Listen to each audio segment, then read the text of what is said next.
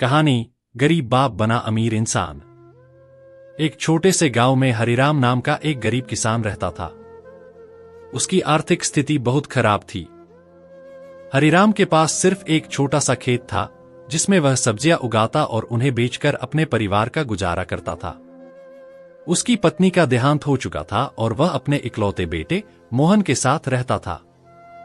हरिराम का सपना था कि वह अपने बेटे को पढ़ा लिखाकर एक अच्छा इंसान बनाए, लेकिन गरीबी के कारण यह सपना पूरा होना आसान नहीं था। हरिराम का बेटा मोहन पढ़ाई में बहुत होशियार था और हमेशा अच्छे नंबर लाता था। हरिराम को अपने बेटे पर गर्व था और वह हमेशा उसके उज्जवल भविष्य के लिए चिंतित रहता था।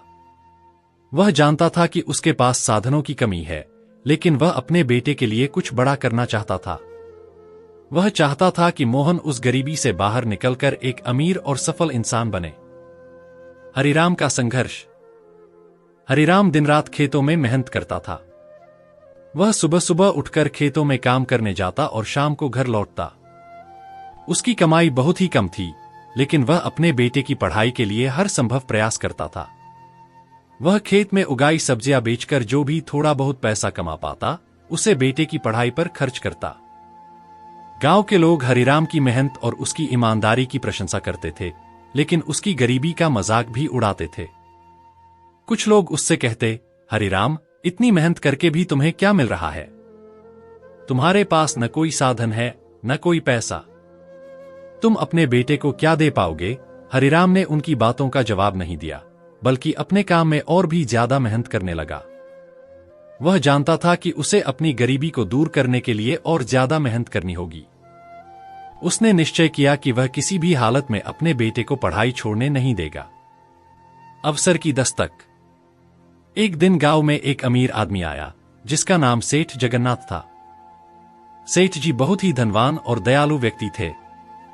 वह गांव के विकास के लिए कई योजनाएं लाए थे। उन्होंने घोषणा की कि वह गांव के किसी भी गरीब किसान को व्यापार करने के लिए आर्थिक मदद देंगे, ताकि वे अपने परिवार की आर्थिक स्थिति को सुधार सकें। हरिराम को इस बात की भनक लगी, तो वह सेठ जी के पास गया और अपनी हालत के बारे में बताया। उसने कहा, सेठ जी, मैं बहुत मेहनत करता हूं, लेकिन मेरी आर्थिक स्थिति बहुत खराब है।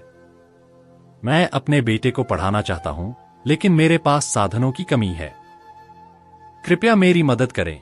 सेठ जी ने उसकी बात सुनी और उसकी ईमानदारी देखकर प्रभावित हुए।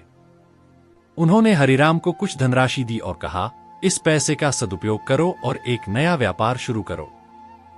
लेकिन याद रखना, मेहनत और ईमानदारी से ही सफलता मिलती है। नया व्यापार। हरिराम ने सेठ जी से मिले पैसे का उपयोग करके एक छोटी सी सब्जी की दुकान खोली। उसने अपनी मेहनत और ईमानदारी से सब्जियां बेचनी शुरू की। धीरे धीरे उसकी दुकान चल निकली और वह अच्छी कमाई करने लगा। उसने अपने बेटे की पढ़ाई के लिए और भी पैसे बचाने शुरू किए। कुछ महीनों के भीतर हरिराम की दुकान गांव की सबसे मशहूर सब्जी की दुकान बन गई। उसकी ईमानदारी और मेहनत के कारण गांव के लोग उससे सब्जियां खरीदने लगे। हरिराम की आर्थिक स्थिति में धीरे धीरे सुधार होने लगा और वह अपने बेटे की पढ़ाई के खर्चे को आसानी से पूरा करने लगा। बेटे की सफलता। मोहन ने अपनी पढ़ाई पूरी की और उसे शहर में एक अच्छी नौकरी मिल गई। उसकी मेहनत और उसके पिता के संघर्ष ने उसे एक सफल इंसान बना दिया। मोहन ने भी अपने पिता के आदर्शों को अपनाया और अपनी नौकरी में सफलता पाई। वह जल्दी ही अपने कार्यालय में उच्च पद पर पहुंच गया और उसने अपने पिता की मेहनत का सम्मान किया। मोहन ने अपने पिता को अपने पास शहर में बुला लिया और उन्हें आराम से रहने के लिए एक अच्छा घर दिया। हरिराम अब अपने बेटे के साथ रहकर एक सुखद जीवन जीने लगा। उसने सोचा नहीं था कि उसकी इतनी मेहनत और त्याग का फल इतना मीठा होगा। हरिराम का योगदान। हरिराम ने अब अपनी मेहनत से जो कुछ भी सीखा था, उसे गांव के अन्य गरीब किसानों के साथ साझा करना शुरू कर दिया। उसने गांव में एक छोटी सी पाठशाला खोली, जहां वह गरीब बच्चों को मुफ्त में पढ़ाई की सुविधा देने लगा। उसने उन बच्चों को समझाया कि शिक्षा ही गरीबी से बाहर निकलने का सबसे अच्छा रास्ता है। गांव के लोग हरिराम की प्रशंसा करने लगे और उसे एक आदर्श व्यक्ति के रूप में मानने लगे। उसकी मेहनत और त्याग ने न केवल उसके बेटे को सफलता दिलाई, बल्कि पूरे गांव को प्रेरणा दी। हरिराम अब अमीर नहीं केवल पैसों से था, बल्कि उसने समाज के प्रति अपनी जिम्मेदारी निभाकर दिल से भी अमीर बना दिया। कहानी का निष्कर्ष। हरिराम की इस कहानी से हमें यह सीखने को मिलता है कि गरीबी किसी के सपनों को पूरा करने में बाधा नहीं होती। अगर हम मेहनत और ईमानदारी से काम करें तो किसी भी परिस्थिति में सफलता हासिल की जा सकती है। हरिराम ने गरीबी के बावजूद अपने बेटे को शिक्षा देने का प्रयास किया और उसकी मेहनत का फल उसे सफलता के रूप में मिला।